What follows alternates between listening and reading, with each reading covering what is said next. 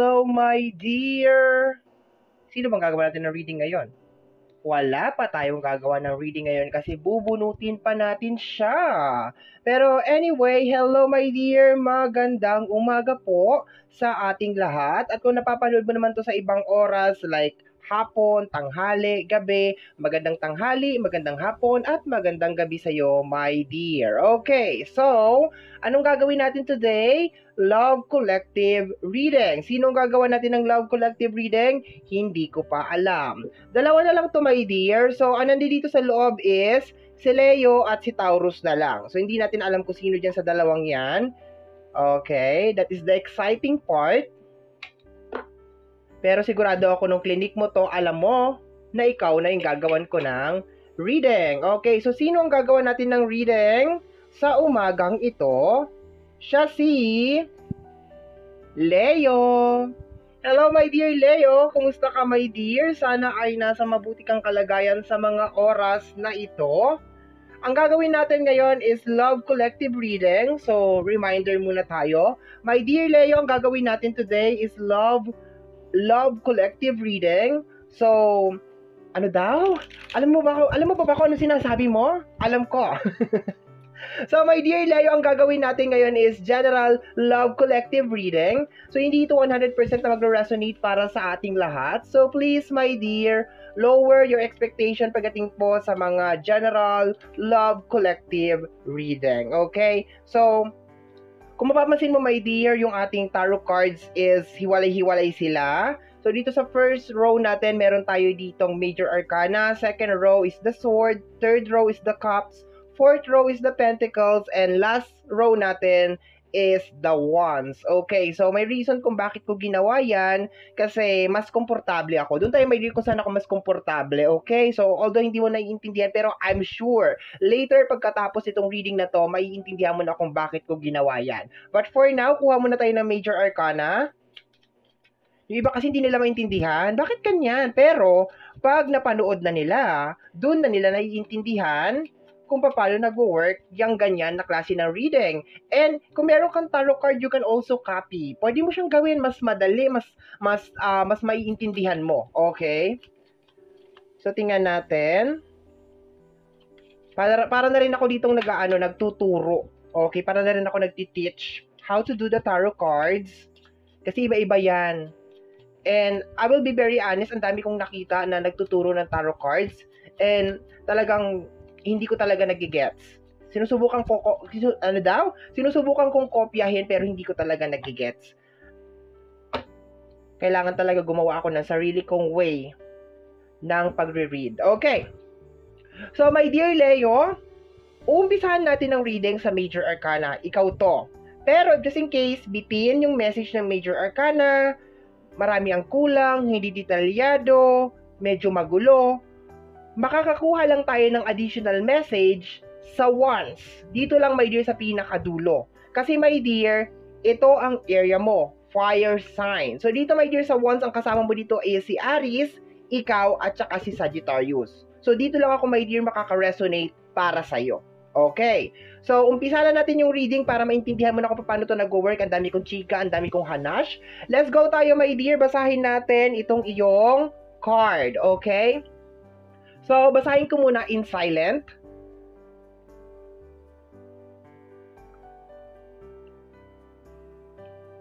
Ano daw?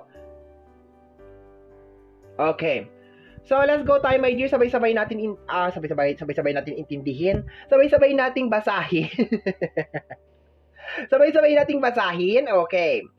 I feel cold and detached from this connection. I can feel emotion right now. Okay, so, as of this moment, ang nararamdaman mo daw, my dear, sa connection ninyo, ng partner mo or kung sino man yan, is 100% cold and detached. Okay? Malamig at parang wala kayong connection at all. Okay? Super cold. I can feel my emotion right now. Posibleng nakakagulo din, my dear, sa iyong emosyon. Okay? Hindi mo na alam kung ano mararamdaman mo. Magiging masaya ka ba? Magiging malungkot ka ba? Iiyak ka ba? Tatawa ka ba? Yun ang nakukuha ko dyan. Okay? So, para mas maging malinaw yan, kuha tayo ng Major Arcana. Major Arcana, okay, ayun, meron na. Tingnan natin sino to. The Judgment card. Okay. So, based on the image, kung magpo-focus at matututo lang mag-focus tong camera na to, nakahapon pa talaga to. Ano ba? Saan ba tayo? Left, right, corner. Kung makikita mo, my dear, dito sa Judgment card, parang meron ka ditong nakita. Ayan. Meron ka nakita, meron ka nalaman. Nang dahil dun sa nalaman mo na yon, nang dahil dun sa nakita mo na yon, my dear Leo, yun ang doon nag-umpisa yung pagiging cold. Doon nag-umpisa yung detachment. Okay, between you at saka sa person mo. Okay. So you feel cold, you feel detached, hindi mo maintindihan kung ano mararamdaman mo. Super mixed emotion ka. Of course, hindi ka magiging masaya dito, my dear, kasi may nakita ka, may nahuli ka, yun ang nakukuha ko dito, my dear, may natuklasan ka, so hindi ka dito magiging masaya, definitely hindi ka magiging masaya. Okay, so yun ang nakukuha ko dito, my dear, sa area mo, sa card mo. So tingnan natin, my dear, punta na tayo, move on muna tayo sa Major Arcana, diretso na tayo sa Sword. Okay, so my dear, dito sa Sword, sa zodiac sign, ang may-ari ng sword is yung mga air sign. Okay, sino ba yung mga air sign? Si Gemini, Libra, and Aquarius. Okay, so, kung ang tinutukoy dito sa reading mo is sword, which is Gemini, Libra, and Aquarius, posibleng ito yung kanyang energy. Okay, so open na natin ito, my dear. Basahin ko muna in silent. Kung mapapansin ninyo, binabasa ko muna siya in silent kasi ako yung klase ng tao na mas naiintindihan ko yung binabasa ko pag tahimik ko siyang binabasa compare sa malakas ko siyang binabasa or loud ko siyang binabasa. Okay, so basahin ko muna.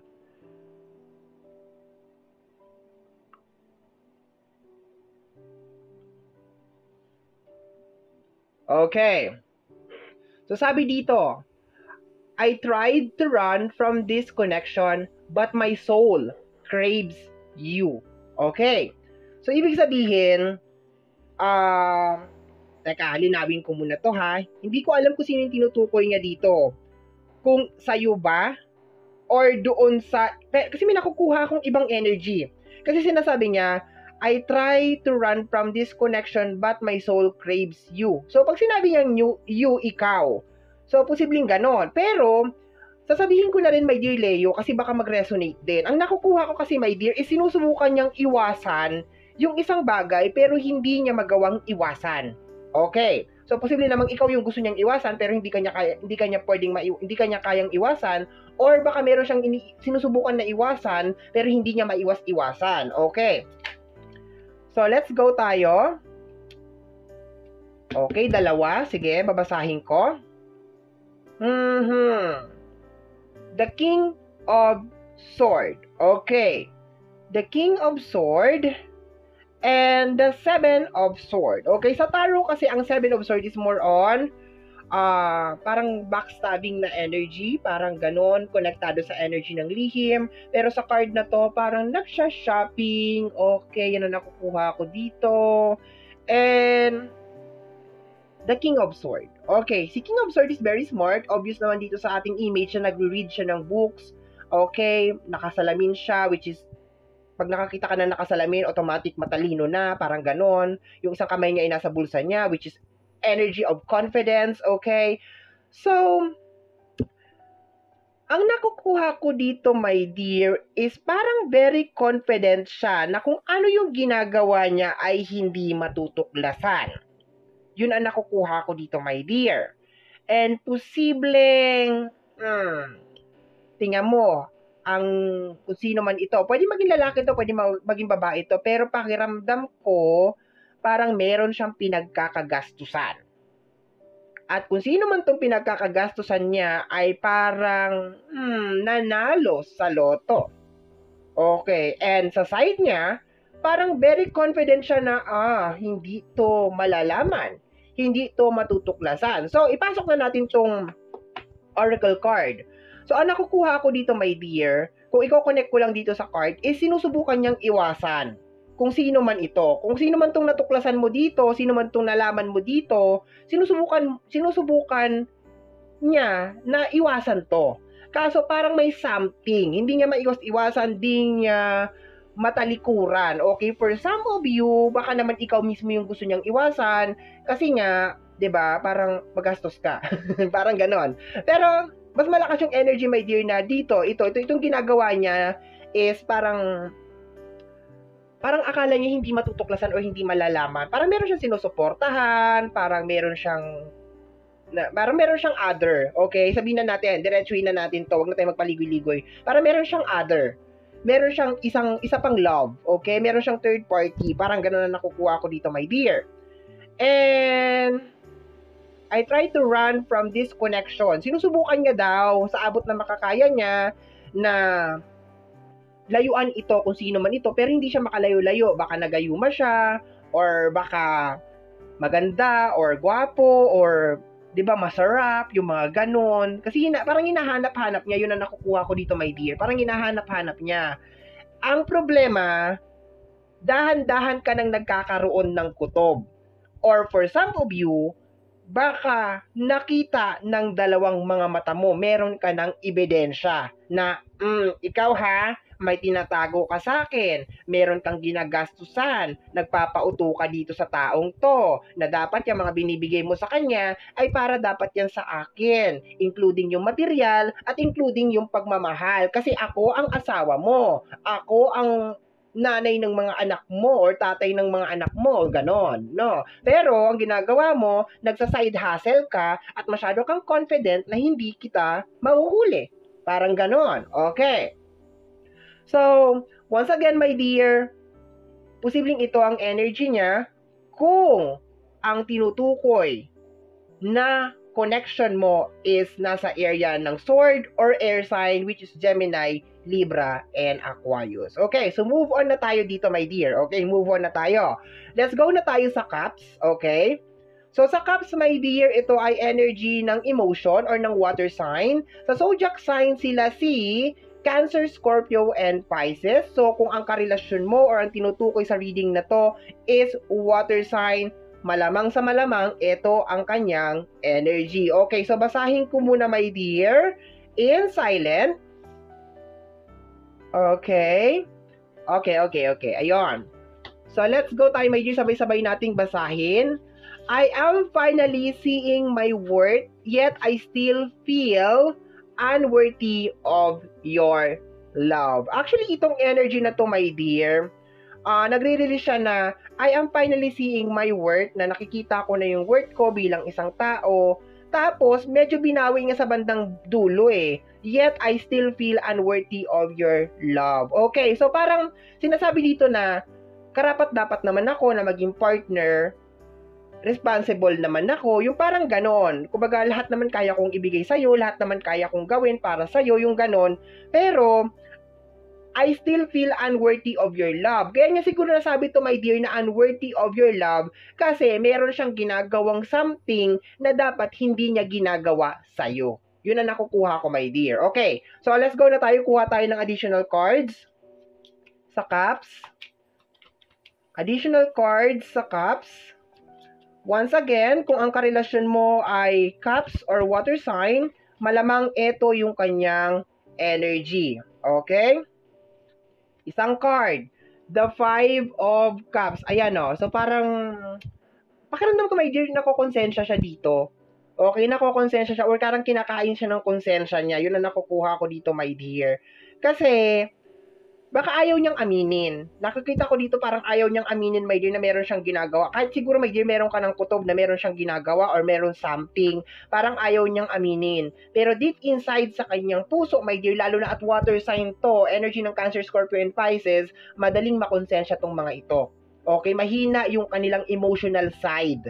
Okay, so, sabi niya nga dito, I finally seeing my worth.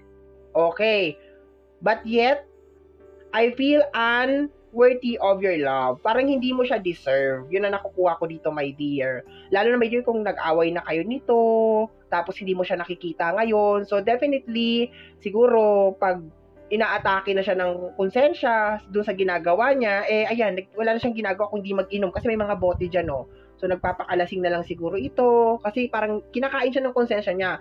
In short, my dear, si water sign, kinakain siya ng konsensya niya sa kung ano yung ginagawa niya sa'yo. Okay? Ginagawa niya sa'yo or ginawa niya sa'yo. Okay? Kinakain siya ng konsensya niya. Yun na nakukuha ko lang dito, my dear. Okay. So, nakakasunod po ba ang lahat? Okay. If you like this kind of reading, please let me know sa comment section. Okay? And kung meron ako mga dapat baguhin or meron ako mga dapat i-adjust, please let me know sa ating comment section. Okay? So, move on na tayo dito sa ating Major Arcana, Swords, and then, Major Arcana, Swords, and then Cups. Let's go na tayo sa Pentacles. Okay? So, si Pentacles is area ng Earth sign. Sa zodiac sign, sila si Taurus, Virgo, and Capricorn. So, kung ang tinutukoy dito, my dear, na karelasyon mo or connection mo is si Pentacles, malamang sa malamang, ito ang kanyang energy. Tingnan natin, basahin ko muna, my dear, in silent.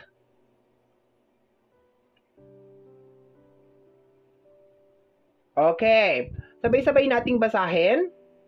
Kung makikipag-cooperate lang yung focus, ayan. I think of you at night when the world is asleep and my mind is awake. Okay. So, dito, my dear, iniisip ka niya. Okay? Especially kung ex mo na to. Ex mo na, Taurus, Virgo, and Capricorn, iniisip ka niya, my dear, sa gabi. Okay? Sa gabi, pag matutulog na siya, or baka pagkatapos niya magtoma, pagkatapos niya maglaklak, ganon.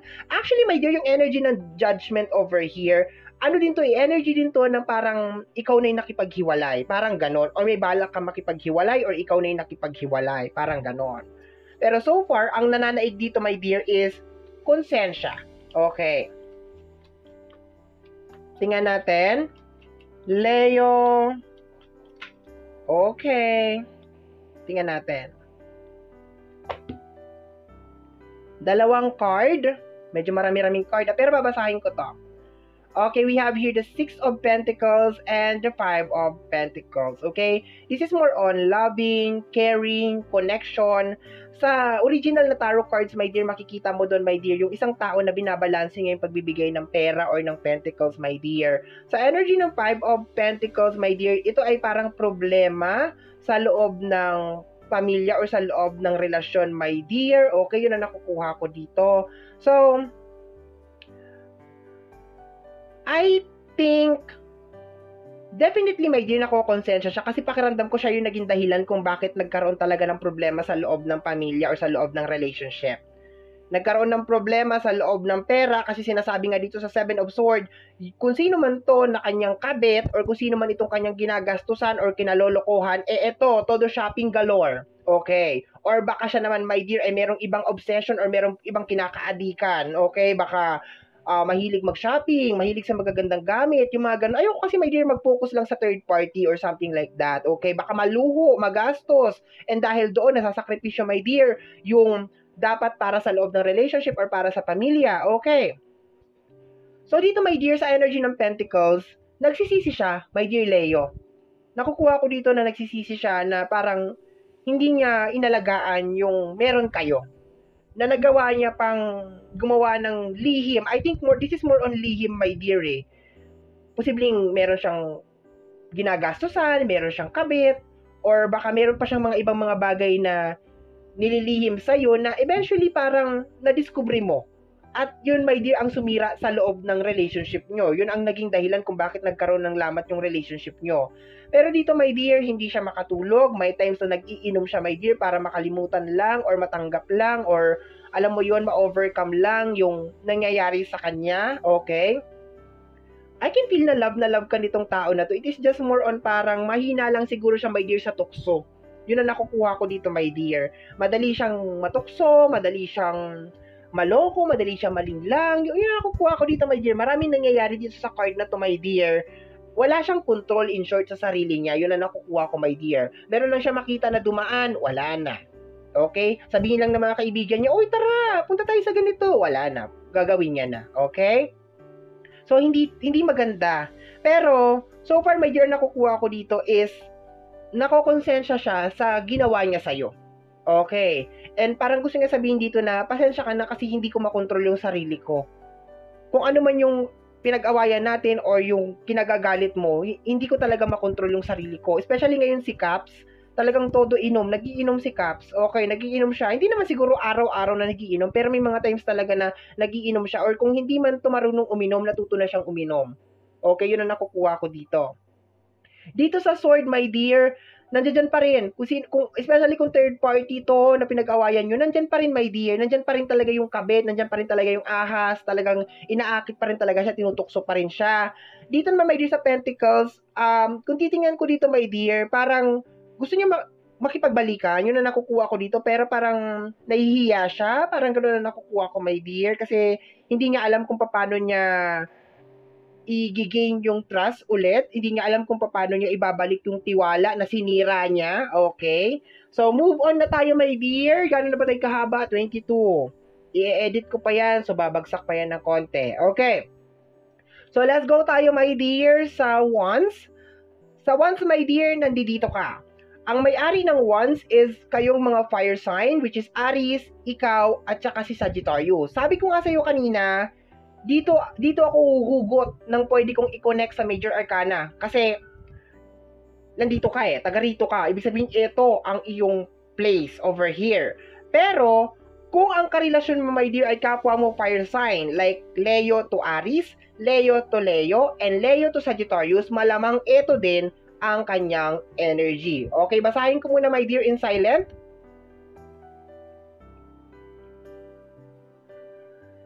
Okay.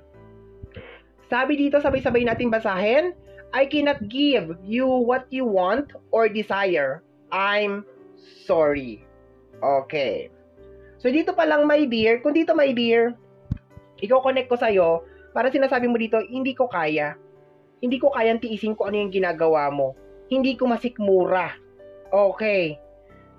Kung dito naman, my dear, papasok naman natin sa kanya, sorry, yung nire-request mo daw sa kanya, Leo, ay hindi niya kayang ibigay sa'yo kasi mahina nga siya, mahina siyang nilalang, mahina siya sa tukso.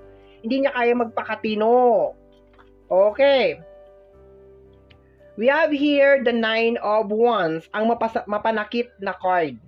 Okay? Baka siguro simple lang naman yung hinihingi mo sa kanya. Huwag mo na akong saktan. Posibleng saktan mo ako ng physical o saktan mo ako ng emosyonal. Tama na, wag na. Okay? So, yun lang naman ang ano ko dito, yun lang naman nakukuha ko dito, my dear. Parang pinatitigil mo siya, my dear, sa mga ginagawa niya na hindi maganda sa loob ng relationship. Kaso, maliwanag na dito sa card na ito na nanghihingi na siya ng sorry, my dear Leo. Hindi niya daw kaya. Siguro sinasabi mo sa kanya, layuan mo yung kabit mo. Iwanan mo yan. Sasabihin niya, ay, hindi ko kaya Masyado siyang masarap. Pinatatawa lang kita. Masyado ka ng seryoso dyan. Okay? So, ang saklap naman nito, my dear, hindi kita masisisi kung ikaw ay nakipaghiwalay. Hindi kita masisisi kung naging cold ka sa kanya. Siya ang gumawa ng dahilan kung bakit ka nagkaganyan sa kanya, my dear. Although, yes, nakakagulo minsan, my dear Leo, kasi parang nagsisisi siya, parang napapariwara yung buhay niya or something, pero siya may gusto nito, my dear, kagaya nito si Caps, nagiinom siya, 'di ba? Tapos si Pentacles parang gusto niyang bumalik sa buhay mo, pero ang hirap kasi, my dear, na pabalikin mo yung isang tao na minsan or patawarin mo yung isang tao or pabalikin mo yung isang tao na nakagawa sa'yo ng hindi maganda, tapos kitang-kita mo sa kanyang mga mata, my dear, na wala siyang balak magbago. Okay? So, ang hirap ng ganun, my dear. Okay? So, my dear Leo, ito ang iyong collective reading. Somehow, my dear, kung nagustuhan mo to, especially kung napadaan ka lang, don't forget to subscribe. Pakiclick mo yung notification bell para ma-update ka every time na meron akong mga bagong upload. And kung nagustuhan mo tong reading na to, my dear, mag-iwan ka ng thumbs up or ng like. I-click mo yung like button dyan kasi malaking tulong yan, my dear, sa ating channel. And if you feel, my dear, nakarapat-dapat sa video na ito na ma-share para mapanood ng iba, gawin mo, my dear, i-share mo because sharing is caring, okay? So, kung meron ka rin naman mga opinion, suggestion, nabanggit ko na kanina, i-comment mo lang yan sa baba, my dear, dahil nababasa ko lahat ng mga comments. and I will try to reply, my dear, as soon as possible, okay?